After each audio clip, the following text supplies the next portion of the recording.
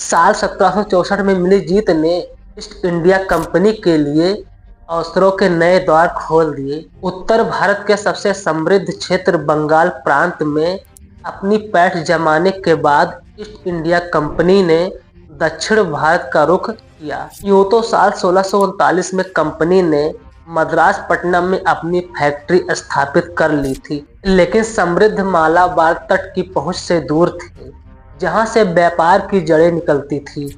और साल 1765 में हुई इलाहाबाद की संधि ने भारत में ब्रिटिश प्रशासन का मार्ग प्रशस्त किया। इसलिए उन्होंने धीरे धीरे अपने कदम मैसूर की ओर बढ़ाए, लेकिन मैसूर की राह इतनी आसान नहीं थी।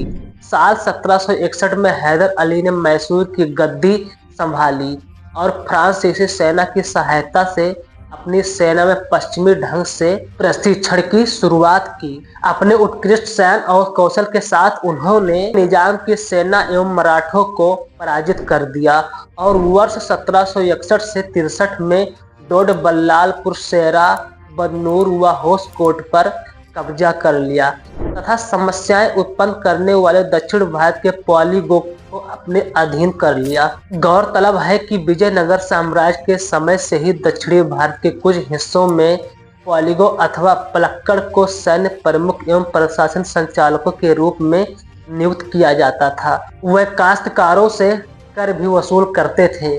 बहरहाल दूसरी तरफ अपनी पराजय से उभरते हुए माधवराव के अधीन मराठों ने मैसूर पर आक्रमण किया एवं वर्ष 1764 से 1766 और 1771 में हैदर अली को पराजित किया। हालांकि इन वर्षों के बीच हालात में कई बड़े परिवर्तन हुए।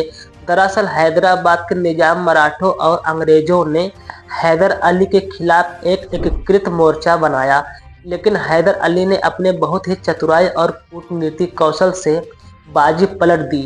उन्होंने मराठों को निष्पक्षता बनाए रखने के लिए पैसे दिए और जीते हुए इलाकों में साझा करने का वादा करके निजाम को अपना सहयोगी बना लिया और साथ ही निजाम के साथ मिलकर आरकाट के नवाब पर हमला बोल दिया। दोनों पक्षों के बीच युद्ध लगभग 1.5 साल तक हुआ, लेकिन हार और जीत का फैसला न हो सका। ऐसे में हैदर अली ने हालातों को समझते हुए मद्रास पर धावा बोल दिया और हैदर अली के इस चाल से अंग्रेज दंग रह गए। मद्रास में उभरते भयावह परिस्थितियों के कारण अंग्रेजों और हैदर अली के बीच 4 अप्रैल 1769 को मद्रास की संधि की गई।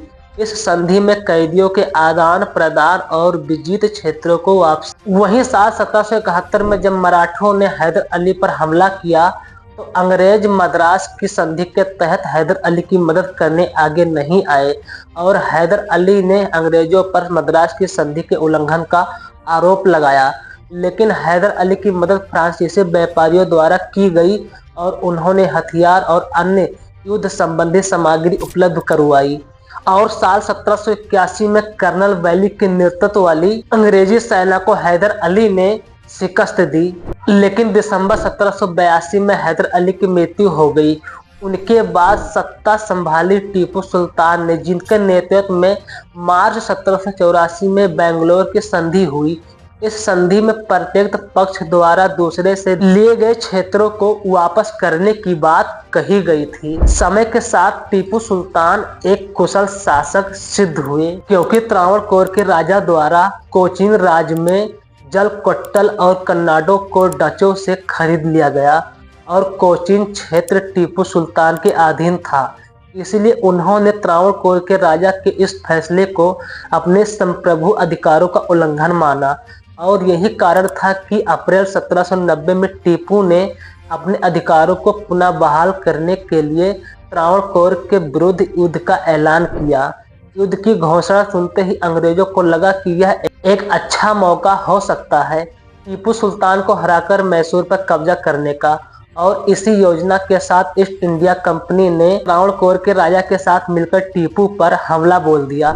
लेकिन साल 1790 में जनरल मिडोज के नेतृत्व वाली अंग्रेजी सेना को वही 1791 में जनरल कॉर्नवालिस ने नेतृत्व संभाला और अम्बू बेलोर से एक बड़ी सेना को लेकर बेंगलोर पहुंचे। फिर वहां से वे श्रीरंगपट्टनम की ओर बढ़े, फिर मराठों और निजाम के समर्थन से अंग्रेजों ने श्रीरंगपट्टनम पर दूसरा हमला किया। इस हमले का सामना टीपू सुल्तान ने काफी बहादुरी के साथ किया, लेकिन हालात उनके पक्ष में नहीं थे। नतीजा, श्रीरंगपट्टन की संधि के तहत उन्हें भारी परिणाम भुगतने पड़े। 1792 में श्रीरंगपट्टन की संधि के तहत विजय दलों ने मैसूर के लगभग आधे क्षेत्र पर अधिकार कर लिया। इस संधि के बाद टीपू सुल्तान ने साल 1792 से साल 1799 तक की अवधि का उपयोग अपनी क्षति से उभरने के लिए किया। साल 1798 में जनरल जॉन शोर के स्थान पर लॉर्ड वेलेजली भारत के नए गवर्नर बने। साम्राज्यवादी महत्वाकांक्षाओं से ग्रस्त लॉर्ड वेलेजली को टीपू के फ्रांसीसियों के साथ प्रगाढ़ होते रिश्ते चुभने लगे थे और एक बार फिर टीपू सुल्तान और अंग्रेजों के बीच युद्ध के हालात बने और 17 अप्रैल 1799 को आरंभ हुए युद्ध का अंत 4 मई 1799 को श्रीरंगपट्टनम के पतन के साथ हुआ। अंग्रेजों ने मैसूर का नया महाराजा कृष्णराज तृतीय को चुना और उस पर सहायक संधि प्रणाली लागू कर दी। 9वीं सदी की शुरुआत के साथ ही अब संपूर्ण तौर पर ईस्ट इंडिया कंपनी का एक व्यापारिक कंपनी से बढ़कर शासक कंपनी बन चुकी थी। देश के समृद्ध क्षेत्र में अपना आधिपत्य जमाने के बाद अंग्रेजों ने फिर कुटिल चाल चली। ईस्ट इंडिया कंपनी ने देश के शासन व्यवस्था में बड़े बदलाव किए। इन्हीं बदलाव से जली राष्ट्रभक्ति की लव। गाइस, अगर वीडियो अच्छा लगा हो तो हमारे वीडियो को लाइक कीजिए और एक प्यारा सा कमेंट कीजिए और हमारे अगर चैनल पर नए हैं तो मेरे चैनल को सब्सक्राइब कर लीजिए। फिर मिलते हैं किसी नेक्स्ट वीडियो में, तब तक के लिए धन्यवाद।